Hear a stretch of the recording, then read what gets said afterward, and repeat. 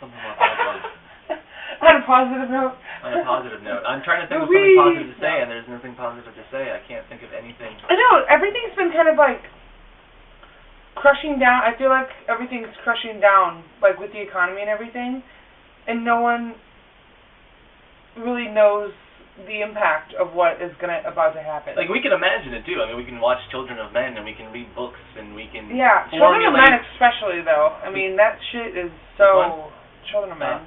But we can formulate some kind of hypotheses as to what it's going to be in a couple of years. But to be honest with you, it could be quite possibly... Really bad? A lot worse? A lot worse or a lot better than we I can't purport. See it being better. Yeah, the odds of it being a lot better seem pretty slim. Yeah. There's a dark cloud a-coming. There's a storm looming right over the horizon. And you and I can see it. Like, the people we know, the people we're friends with, we're kind of on that... We have a better view. Because we're feeling the impact of it.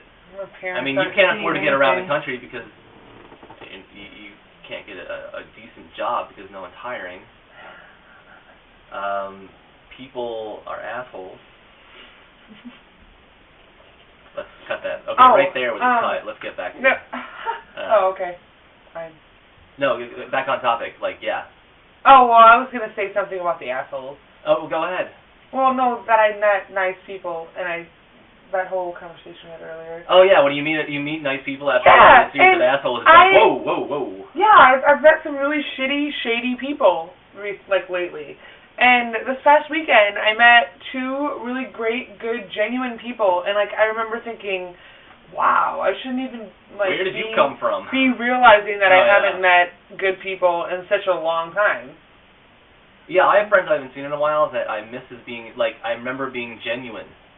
Like, and when I saw my friends, my former friends, after being in this town for a little while, I started, like, I treated them like shit because I was, like, questioning their motives at every corner because I had to question everyone's motives, and, like, I treated my friends, like, weird. It was not like shit, but, like, I was weird, and it was hard to talk around them. It was hard to trust them because you haven't seen them in a while. Yeah. And you have only your experience that you've had to, you know,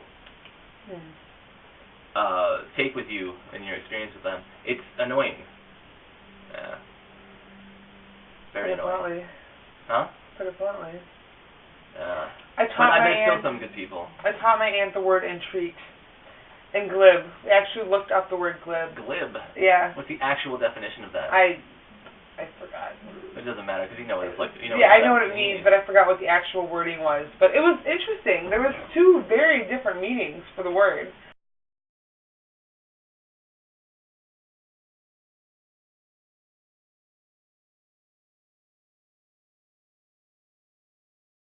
In my opinion. Well, anyways. There were two very different meanings? Yeah. For glib? Yeah. Oh. I didn't know that. I wish I could remember. Being glib and I don't know. Anyway. Entreat. Entreat you. Such a good word. Entreat. A happy word. I recently came upon the word, and I've been using it, voracious. I like that word, voracious. What is it? Voracious. Voracious? To consume with much aplomb. You I like that. Voracious reader. Like, you consume books voraciously, with a voracious nature. That's a good word. Or I ate that burger with voracious fury. Or voraciously. You should have a new word every episode. Tumultuous. Good word, too. I remember having to spell that word in, like, signs build. A tumultuous nation build. What? Who? Why? Said I remember having that word as a spelling word in, like, 5th grade. I bombed a spelling bee on mortar. Wow. I caught myself the minute I said it. The minute I went by, and, like, she looked at me, the teacher was looking at me, is like, are you going to try and get away with it? Or are you going to admit to it? And I admitted to it. I went, I'm sorry. I spelled that wrong. And I was done. I was tearing this girl's head off. I was tearing this girl up. I was rocking it. We had, like, multi-syllabic words. And I was tearing it up. I was winning. She was crying inside. I could see it in her eyes. Oh, my God. And she gave me mortar, and I was on a roll, and I'm like, M-O-R-T-E-R. A-R. A-R. Oh, fuck. Wow. And I looked around, and everyone's like, make your walk of shame. I'm like, Was it just you and her? It was just me and her. It was down to just Oh. us two. In my How lit old were class. you? I was in, I think it was, 8th grade? 8th grade. Wow. But I gave her, I looked at her and she, you know, not how it went down. Not how it went down.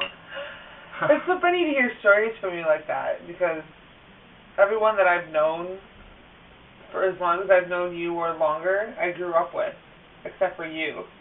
Oh yeah, yeah. We met each other in the second half. Yeah. Yeah. Yeah.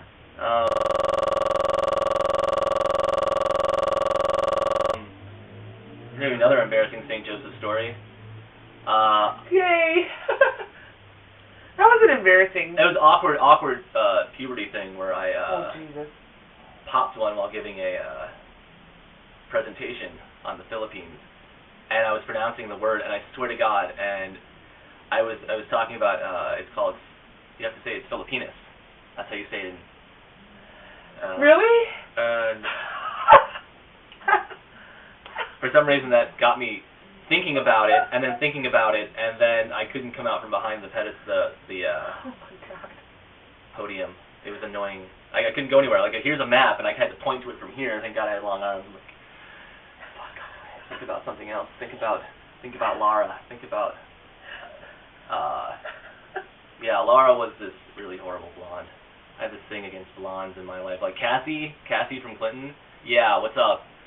You're ridiculous. You're a ridiculous person, and you need to wake up and realize that you're not worth half as much as you think you are. I hope this podcast doesn't ever get mainstream. You can erase that if you want. She's fucking ridiculous. I went back there to visit Back where? Clinton Oh, A while. in Iowa. way back when, about 8 months ago. And we were supposed to get together, get some coffee, get something to eat, whatever. And we'd established that. And she's like, well, I'll call you back later. I got stuff to do this afternoon. And didn't call me back. And a month ago, she sent me a message. Oh, hi, how's it going? I know you probably don't want to hear my voice. I'm sorry, it's just I was so busy I couldn't get a hold of you until now. That's kind of shady. And I always, the memories I have, we were an interesting little thing. We had some interesting stories. I snuck in her, I climbed up the side of her fucking house. One of those. It was, yeah, and we had moments, not all of them were good, but I thought they were enough to not justify disrespecting me. Yeah. Don't do that. Fuck you. It pretty much negates those memories. I can take those and delete them. I can take them out of my... That's what I said before about people being shady and fucking not good people in general. What is that? Oh. Is that a shave? Yeah, it's a thing? razor. Does that say peanut on it? Yeah. I'm not going to use that to shave off my Wow. beard. What's the... Oh. That's actually pretty nifty. I suppose if you're a hairstylist, you have those kind of tools laying about. Anyway. I think what I'm looking at is much more interesting. And it turns out... Check that shit out. That's awesome. Dude. Fucking Einstein with shit on his face. Yeah, tribal Einstein. Yeah, that is crazy. And that looks like Homer Simpson. Yeah, on crack or something. That's an awesome Homer. That's Look at his little Duff beard Yeah. thing. Oh, yay! These are awesome. They look like tattoos. Hey, Jerry Garcia. Ooh. You see her I don't... picture in there? Yeah, I could care less about the Grateful Dead. Wait, did she meet him or something? Oh, no. Oh. He's been dead, right? Timothy Leary? Look at that. He's colored now.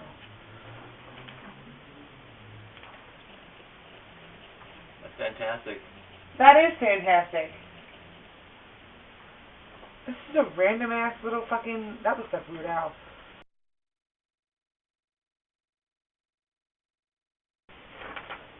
Random ass... Yoda! Look at Yoda and shit. That's awesome. I was trying to think of something clever to say in his language, and I realized it wasn't worth the effort. Is that Stephen King? That has to be. I don't know about what that... That's Stephen Hawking. That is crazy and creepy. Look at Stephen King, though. Oh my god. That would give me so nightmares cool. if I was like 10 years younger. That is so cool. And Stephen Hawking, that's sexy. And those things. Huh. Cisco did a Edward Scissorhands tattoo on someone's leg. Yeah? It was awesome. Yeah? I wouldn't be surprised to see some Heath Ledger Joker tats on people. That'd be kind of cool. Why so serious? That's so creepy. This is weird. Tongue in cheek. Selection of cool caricatures. Supplement to Paisano publications.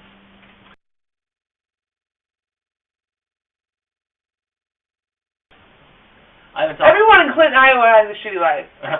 Absolutely. No one is happy in that city. That is not a happy city in general. Like, No, and you can feel the dread the minute you set foot yeah, in it. it's unreal. It's an like, overbearing, you think the like- ghetto's bad here, go to fucking Clinton, kill yourself. Oh yeah, the ghetto there isn't so much. But there's anger in this ghetto. There's not even anger. It's almost it's It's a complete depressed apathy. Yeah, And like just there's a heavy weight that you can feel and a cloud consume you the minute you like step into like South Milwaukee or South Clinton. yeah, Clinton pretty, is horrible. There are some good people in Clinton though. I'm just saying, the city in general is not a happy place. Well, it's built on the backs of people. I mean, the only reason it exists is because of the industries, like the meat packing industry and the coal industry or whatever the hell. What was ADT? Not ADT. ADM. ADM. What was ADM? It took up over like 3 square miles. I have no idea what ADM does. I know Oh, that it might a lot not of be that big, people but it were. was huge. It took up that entire. I know a lot of people were employed there. Doing what? Your friend, Kat, worked there. Kat, Gordy brought me over to her house. Oh, Her name Kat. Katrina. Kat, yeah. Yeah, Katrina. Yeah. She works at works ADM. Oh, really? I haven't talked to her in a while. Sorry for that. I haven't talked to Ange in a while either. She works at ADM. Holy shit. You could ask her. Megan works at ADM as well. It's horrible. 1 out of 4. 1 out of 4. And well, they pay good. They pay good. Yeah, that's what they said. Uh, Go work for the major corporations. for the apparently Go incredibly you. vague and ambiguous organizations. Where no one really knows what they do, but they move in and silently, employ half the city. Yeah, and take up like an entire block, or an entire like long street, entire strip of land. I really want to know what they do there now. What does Bucyrus do? They're a little shadowy organization too. What? Like there was this Russian guy that came in a couple of months ago, and he was Bucyrus. You can see it when you're driving on 894. I don't even know. I think it's I've never 894. even heard of it. Yeah, this guy. It's just a huge industrial building, and it says Bucyrus, and it has a really vague logo. And this guy came in. He's a Russian guy. I asked him what he was doing here because he was just his passport photo, his ID, and he just had his Russian ID. And Hooray for the Russians! I like the I Russians. asked him, what are you doing here? He's like, I work for a corporation. I was like, okay. That's So so what do you do? He's shady. like, oh, I'm just here on business. Like, what do you do? And it's just business. And then he uses a Bucyrus pen, and I was just trying to get at what exactly it is that he does, but they didn't mention it at all. It's like that guy that I met in Chicago when I asked him what he did for a living. And he's like, oh, I make music. I'm like, I make music. yeah, but he paused for a lot longer than I did. And I was like, oh, really? He's I'm a like, drug yeah, dealer he goes, I'm a DJ. I'm like, okay, you are so not a fucking DJ. You're a drug dealer There's who no way plays that you had to pause that long to say that you're a DJ. I'm like, if He's you're a an drug dealer, fucking make up some shit that's way better than that before you... Absolutely, yeah. Like, I'm an ecstasy dealer who hands out pills to all the kids who come to my shows. And then they keep coming back. Yeah.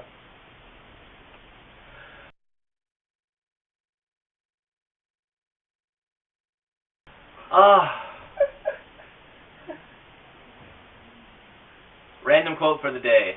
If you're thinking about sending your child to Christian camps, Christian-themed camps, Jesus camps, you are a bad parent and deserve to be dragged out in the street and shot. Those kind of camps are akin to the lollipop, the pedophile hands the smiling child, and the consequences are just as grim. It needs to stop. Do not send them to indoctrination concentration camps, you filthy fucking bastards. Good job. Thanks. It's child abuse. It's some of the worst kind. Because it's like a competition between the Muslims and the Christians now. Who can birth the most? That's probably the main motivation behind these really, really pervasive campaigns against sex education. Yeah. It's like, who can birth the most dullards? Who can birth the most minds to meld, to completely destroy, to wipe out, scrape clean, and fill with garbage?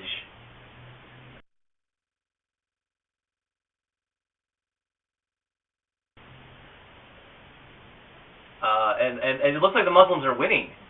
That's the last stat I heard. Like, and it's not even the kind of Muslim, like kind of Islam. I don't even really know anything about Muslims. I'm learning. It's really not a violent religion at all. It used to be. It's taking on this really primitive form, this like ancient kind of really, really horrible rules. Like, you can walk up to a woman on the streets of, say, Afghanistan, and women, well, you can't, they don't